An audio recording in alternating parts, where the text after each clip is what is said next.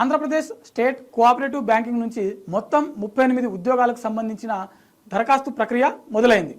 వీటికి సంబంధించిన విద్యార్హత, ఎగ్జామినేషన్ ప్రాసెస్, సెలక్షన్ విధానం, ఏజ్ లిమిట్ ఏ విధంగా ఉంటుందనే దాని గురించి పూర్తిగా తెలుసుకునే ప్రయత్నం చేద్దాం. ముందుగా ఇక్కడ విడుదలైనటువంటి 38 ఉద్యోగాల్లో మేనేజర్ ఉద్యోగాలు 28, స్టాఫ్ అసిస్టెంట్ 13 ఉద్యోగాలకు సంబంధించిన ఖాళీలు అయితే ఉన్నాయి. మరి వీటికి సంబంధించిన విద్యార్హత చూసినట్లయితే మేనేజర్ ఉద్యోగాలకు ఏదైనా డిగ్రీ, దాంతోపాటుగా లోకల్ లాంగ్వేజ్ అంటే తెలుగులో కనీస అవగాహన ఉండాలి. స్టాఫ్ అసిస్టెంట్ చూసినట్లయితే ఏదైనా డిగ్రీ, దాంతోపాటుగా లోకల్ లాంగ్వేజ్ తెలుగులో కనీస ప్రావీణ్యం ఉండాల్సి ఉంటుంది.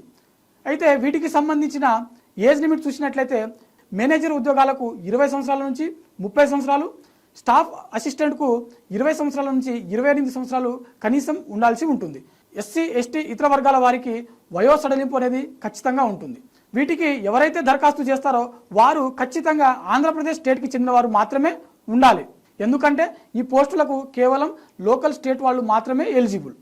వీటికి సంబంధించిన సెలక్షన్ ప్రాసెస్ చూసినట్లయితే మనకు కంప్యూటర్ బేస్డ్ టెస్టు, ఆ తర్వాత ఇంటర్వ్యూ నిర్వహించడం జరుగుతుంది. ఈ కంప్యూటర్ బేస్డ్ టెస్ట్లో ఎవరైతే క్వాలిఫై అవుతారో వారిని మాత్రమే నేరుగా ఇంటర్వ్యూకి ఆహ్వానించడం జరుగుతుంది. ఈ కంప్యూటర్ బేస్డ్ టెస్ట్లో సిలబస్ చూసినట్లయితే ఓవరాల్గా 5 సబ్జెక్టుల నుంచి మొత్తం 200 ప్రశ్నలకు గాను మనకు ఎగ్జామ్ నిర్వహించడం జరుగుతుంది. ఈ 200 ప్రశ్నలకు ప్రతి ప్రశ్నకు 1 మార్కు చొప్పున 200 మార్కులు కేటాయించడం జరిగింది. మరి సిలబస్ ఏంది ఒకసారి చూద్దాం.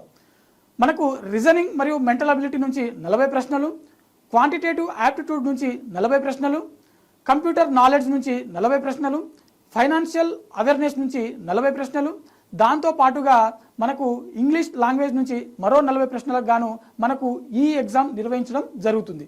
దీని యొక్క టైం చూసినట్లయితే మొత్తం 150 నిమిషాలు, అంటే అక్షరాల మనకు 2.5 గంటల సమయం మాత్రమే ఉంటుంది. 2.5 గంటల్లో మనము 200 ప్రశ్నలకు ఆన్సర్ ఇవ్వాల్సి ఉంటుంది. అంటే మన యొక్క ప్రిపరేషన్ స్ట్రాటజీ ఎంత స్పీడ్గా ఉండాలి అని అంటే మనం ఇచ్చేటువంటి సమాధానం ఖచ్చితంగా సరైనది అయితేనే మనము ఆన్సర్ ఇవ్వాల్సి ఉంటుంది.